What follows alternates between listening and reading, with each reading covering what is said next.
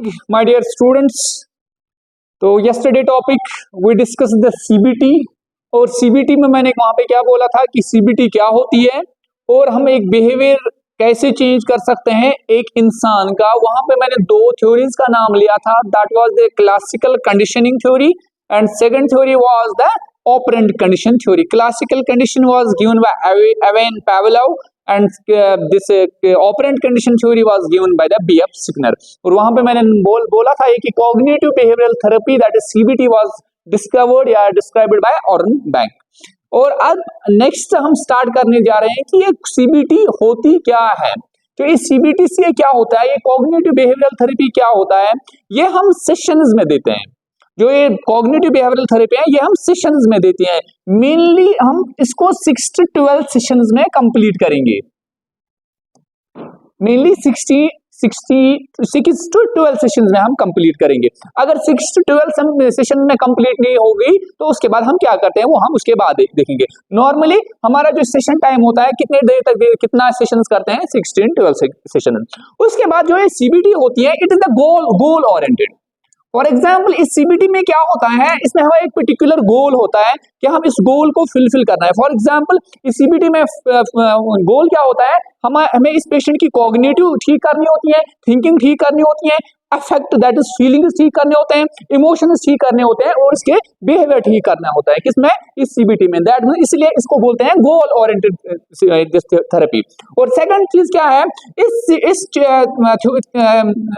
Therapy में क्या करते हैं हम इसको स्किल सिखाते हैं, इसमें ट्रेन करते हैं इस पर्सन को स्किल्स के, how to cope up with the skills, how to change the behaviour, how to change the feelings, how to change the emotions. तो ये किस में आता है, इस कॉग्निटिव बिहेवियरल थेरेपी में। और इसमें क्या इसको करते हैं, हम इसको स्ट्रेटजीज बोलते हैं। स्ट्रेटजीज बोलते हैं कि कौन कौन से स्ट्रेटजीज आपको फॉलो करते हैं इस कॉग्निटिव बिहेवियरल थेरेपी में।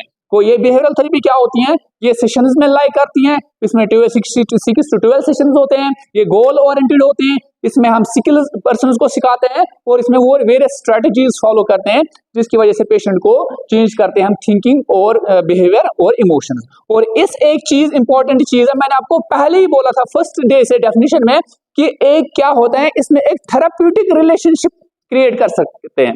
इसमें थेराप्यूटिक रिलेशनशिप क्रिएट होती है between the patient and the nurse. तो therapeutic relationship also created between the nurse and the patient. वो किस में है, इसमें कॉग्निटिव बिहेवियरल थेरेपी में। क्लियर, वो थेरेपी है जो आप सेशन में दोगे, 16 to 12 सेशन में होते हैं, ये गोल ओरिएंटेड होते हैं, इसमें स्किल्स सिखाते हैं इंसान को, इसमें वेरियस स्ट्रेटजीज फॉलो करने पड़ते हैं और इसमें क्या होते हैं, इसमें एक थेराप्यूटिक रिलेशनशिप मेंटेन होती है between the patient and the nurse. This is the cognitive behavioural therapy. उसके बाद इसका मॉडल है, आपने सुना होगा इस मॉडल में, इसमें 3 चीजें आते हैं। इसमें मॉडल जो आता है दैट इज CBT, जिसको हम नाम बोलते हैं CBT मॉडल। इस CBT मॉडल में 3 चीजें आते हैं। First one is the thought and cognition process. Thought and cognition process. तो ये इसमें कॉग्निटिव बिहेवियरल थेरेपी में इसमें जो मॉडल दिया गया है इसमें 3 चीजें आते हैं, उस मॉडल का नाम है CBT मॉडल। फर्स्ट वन जो इसमें आता है that is called as the thought and cognition process and second है दैट इज फीलिंग्स एंड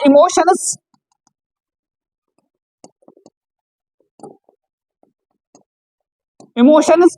और अगर मैं थर्ड की बात करूंगा दैट इज द बिहेवियर। तो इस CBT मॉडल में हम 3 चीजें देखते हैं। One is called as the thought process, that means इसमें मैंने आपको डेफिनेशन में ही बोला था कि इसकी थॉट्स, इसकी इमोशंस, इसकी थिंकिंग, उसका बिहेवियर चेंज करते हैं, वो that is the thought process. Thinking process change करते हैं, इसमें इसकी फीलिंग्स जो भी इफेक्टिव हुई होती है वो चेंज करते हैं और इसमें हम बिहेवियर जो इसका मॉल अडैप्टिव बिहेवियर होता है वो भी हम इसमें ठीक करते हैं। वो इस मॉडल में 3 चीजें आते हैं, that is called as CBT model, that is thought process, feelings and emotions and behaviour. वो इस मॉडल के थ्रू हमें 3 चीजें पता चलती है कि इस बिहेवियरल थेरेपी में हम क्या करते हैं, that is the thoughts, feelings and behaviour. This is the CBT model of A cognitive behavioural therapy. उसके बाद नेक्स्ट, ये हम CBT क्यों देते हैं। अगर हम किसी पेशेंट को CBT देनी है ये इसके पीछे लॉजिक क्या है, why we are giving the patient to as CBT. First reason is that, अगर मैं इसकी रीजन के देखूंगा कि व्हाई सीबीटी इज गिवन, ये सीबीटी हम क्यों देते हैं। फर्स्ट रीजन इज दैट कि जब एक पेशेंट नहीं चाहेगा वो एंटीसाइकोटिक्स लेना, कि जो भी पेशेंट साइकेट्रिक ड्रग्स, जो भी साइकेट्रिक ड्रग्स हैं वो एंटी डिप्रेसेंट्स हैं, वो एंटी साइकोटिक्स हैं, वो एंटी जो भी we call it as mood stabilisers या डिप्रेसेंट, जितने भी ड्रग्स हैं पेशेंट नहीं चाहेगा तो उसको हम सीबीटी देंगे। तो this is the preferred treatment. जब पेशेंट नहीं रिकमेंड करेगा साइकेट्रिक ड्रग तो हम सीबीटी देंगे, तो हम सीबीटी के थ्रू जाएंगे।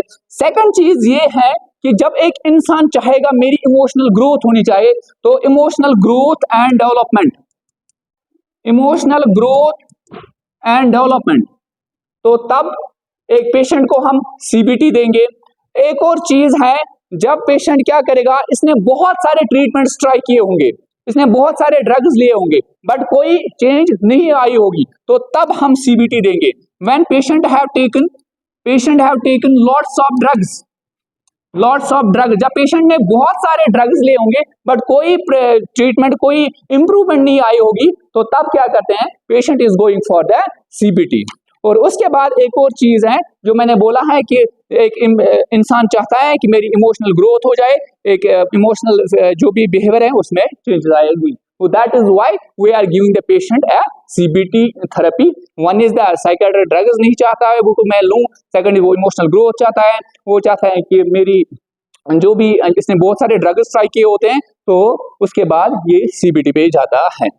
तो अगर अब आपने जो ये सीबीटी दी है, आपने सेशंस में दी है, अगर ये सीबीटी अब काम नहीं करा, आपने सीबीटी भी दी, कॉग्निटिव बिहेवियरल थेरेपी दी, बट कोई इंप्रूवमेंट नहीं है, तब बोला गया है कि आपको जो डायग्नोसिस है उसको रीइवैल्यूएट करना है, कि जो डायग्नोसिस पेशेंट में है यू हैव टू रिवॉल्वेट। जब मैंने बोला है कि 6 to 12 सेशंस के बाद अगर कोई भी चेंज नहीं आई बिहेवियर में, कोई भी चेंज नहीं आई इमोशन में, तब you have to reevaluate the diagnosis, तब आपको डायग्नोसिस को रीइवैल्यूएट करना है।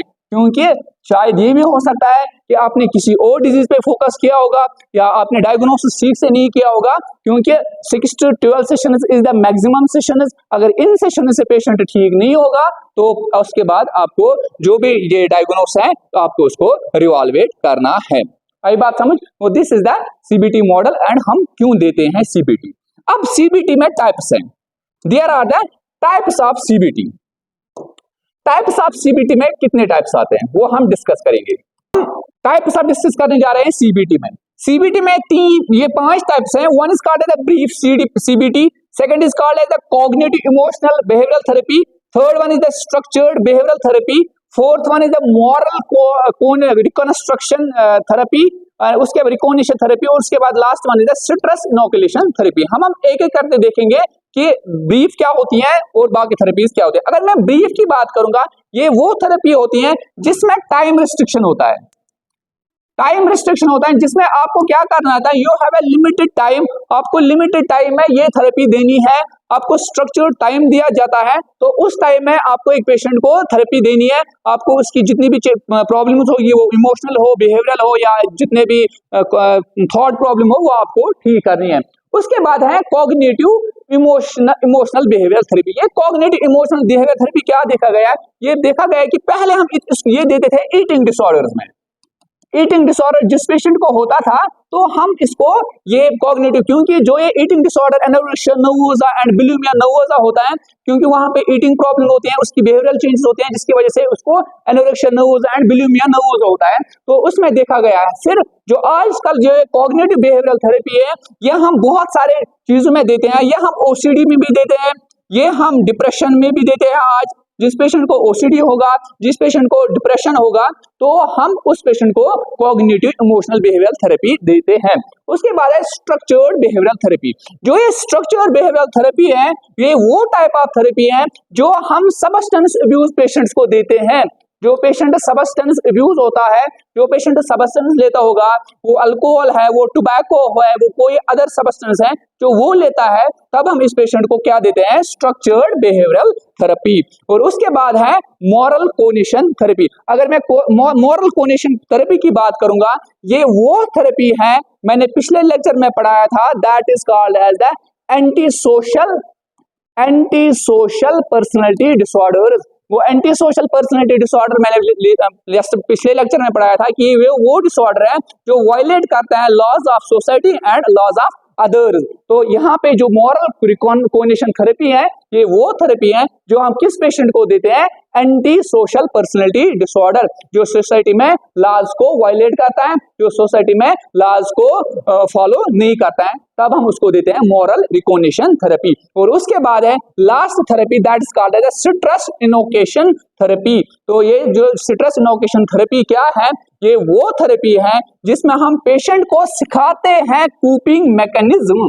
फॉर एग्जाम्पल, जिस पेशेंट को स्ट्रेस है, पेशेंट वो जूझ रहा है स्ट्रेस से, पेशेंट जूझ रहा है डिप्रेशन से, तो उसके पास कोई कूपिंग मैकेनिज्म ही नहीं होता है, क्योंकि आजकल का जो दौर है इसमें बहुत सारे पेशेंट, जो बहुत सारे स्टूडेंट्स हैं, बहुत सारे लोग हैं जो स्ट्रेस में मुब्तला है, तो उनमें वो कूपिंग एबिलिटी ही नहीं होती है। तो हम इसमें एक थेरेपी देते हैं, that is called stress inoculation therapy. इस इनोकुलेशन थेरेपी में क्या करते हैं, हम पेशेंट को इसको कूपिंग स्किल सिखाते हैं, coping, how to cope up with the stress, how to deal up with the stress, how to get rid of from the stress, and that is called as the stress inoculation therapy. And this was all about from the types of this therapy. तो आज हमने पढ़ा है कि CBT क्या है, sessions कितने हैं, ये हम क्यों देते हैं, what is the reason behind the CBT, और इसमें हम टाइप्स 5 पढ़े हैं। तो आई होप आपको ये टॉपिक समझ आया होगा, टाइप्स भी समझ आए होंगे। तो नेक्स्ट जो इसका पेंडिंग रहता है वो हम नेक्स्ट लेक्चर में डिस्कस करेंगे।